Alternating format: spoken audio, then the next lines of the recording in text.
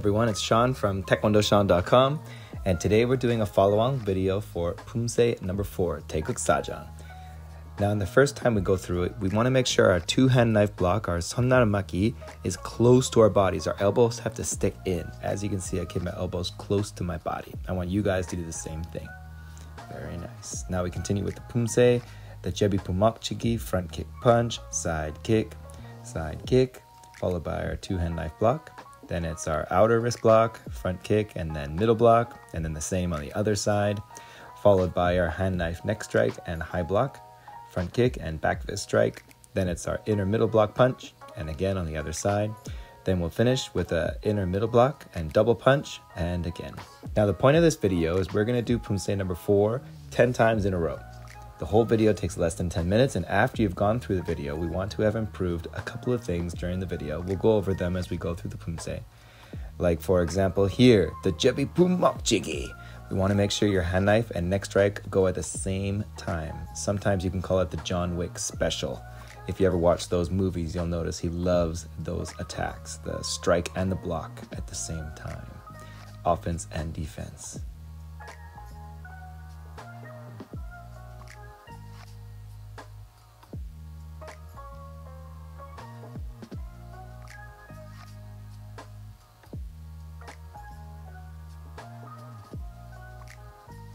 So at this point, you've gone through the Poomsae twice. You should be getting a little perspired here.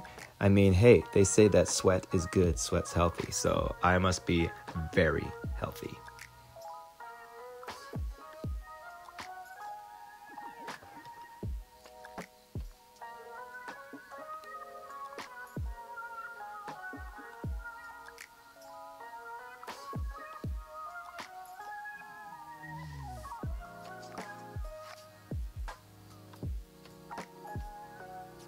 So in this rendition, we want to make sure that we're doing our middle block and our punch with the same leg that's in front.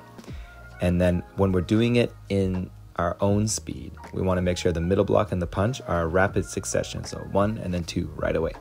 When you're doing it with a counting, hana, you middle block, then 2, you punch. You wait for that second count.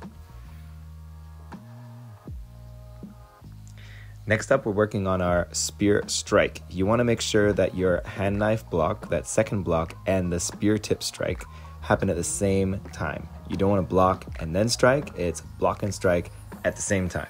Remember that John Wick special? Attack and defense at the same time. Perfection.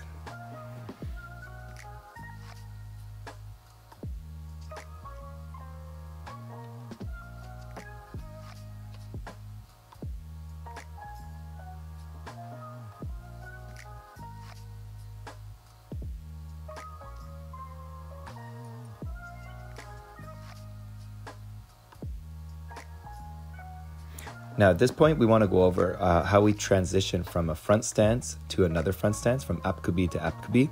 You can see that I'm staying the same height as if the ceiling was coming down and I can't go up and down anymore.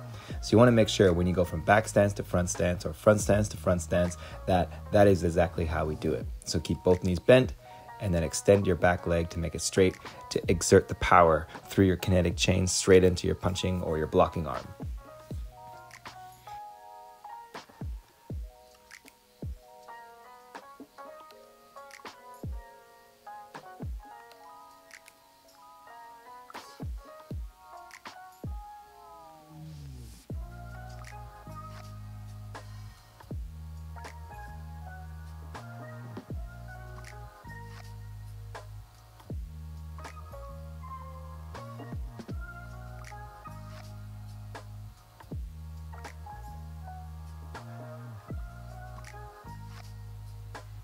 All right, so we're on our 6th repetition. We've gone through it a couple of times. We want to make sure that we're doing our two-hand knife block close to our body. Our spear tip strike happens at the same time as our second block. Our jebi pumokchigi, the hand knife neck strike and high block, happen at the same time.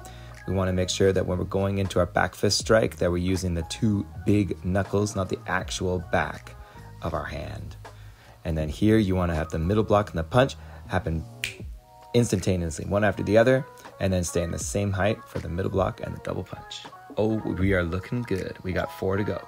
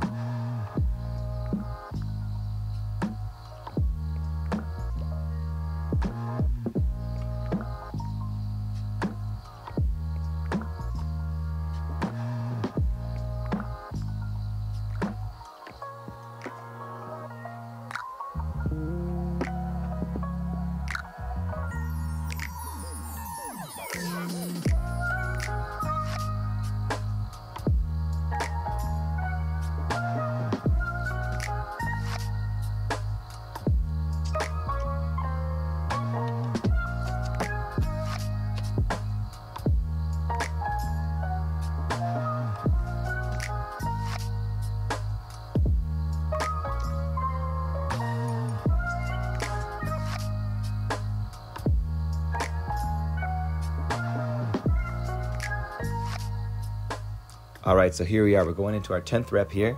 We want to make sure that we're trying not to look at the TV just a little bit, just so that we can try to memorize it. Because once we've internalized the Poomsae and memorized all the motion order and what happens when and where, then we can start to add the power, the confidence, and our body can start to learn the Poomsae. So it's not just our mind, where our mind can be distracted and we can blank out and forget, which happened to me on one of my black belt tests, actually. But we want to make sure that our body knows the Poomsae. So even if our mind gets distracted, we can still perform a good, solid Poomsae.